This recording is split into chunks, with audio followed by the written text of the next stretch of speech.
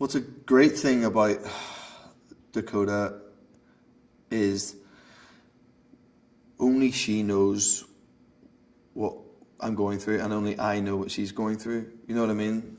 Like, we've both sort of really need each other through this process, because there's days where it's not that easy, and a lot's been asked of us.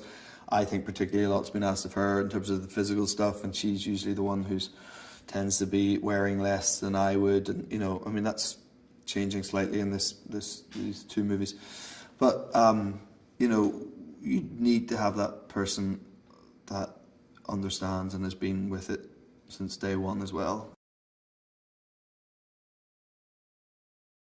I guess there's an element there of that he still feels that he needs her, that she still understands him. Maybe she's one of the only people he can talk to. He doesn't have any friends, Christian. You know, he's not like he's got some group of guys that he grew up with that he can, like, you know, most normal people do. You know, for me, I've had the same group of mates since I was a kid, you know, and I can call them on anything, and he doesn't have that support network. Elena, he would use as someone to talk things through, you know, and try to help him understand situations and who he feels that understands him, like one of the only people he feels understands him. It's tricky with Jack Hyde because it's got to be someone who is very charming and approachable and sort of attractive, who also obviously has to have this undercurrent of someone who's sinister and is capable of doing very bad, harmful things. Eric as a person is just really nice, and you'd never think he's sinister. He's capable of anything too dangerous, but he obviously is in the movie and does it very well. He is a little bit too tall for my liking. That's what I'll say about him. I sort of don't like being in scenes with him too much because he must be about 6'3" or something. Ridiculous, too tall to be an actor. Christian's always fighting this side of him that could be totally unhinged, and his way of controlling that is by being very controlling in everything that he does.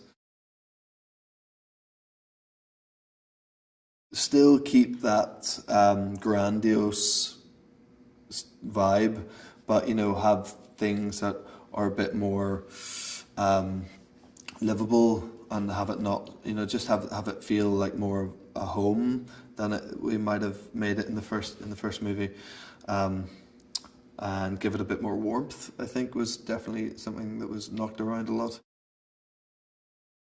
Hey, Lisa here, so you're a movie lover? Well, in this day and age we see hundreds of movies a year in numerous genres like action, comedy, romance and more. Some of these movies are great and some just don't live up to our expectations. For all you movie lovers out there, here are some interesting facts from movies that you might or might not know.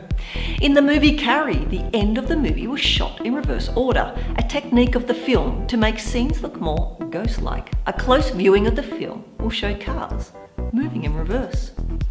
What do the 101 Dalmatians and Wendy from Peter Pan have in common? The 102 characters are the only characters in Disney's past to have both of their parents present and alive for the whole course of the movie. Gone with the Wind producers were fined $5,000 for allowing obscenities in the film's dialogue. The offensive and expensive word, damn. One of the films Will Smith is best known for almost didn't happen. The actor didn't want to participate in Men in Black until his wife persuaded him otherwise. In the film Monsters, Inc., Boo has a Woody doll. That's the famous cowboy from Toy Story.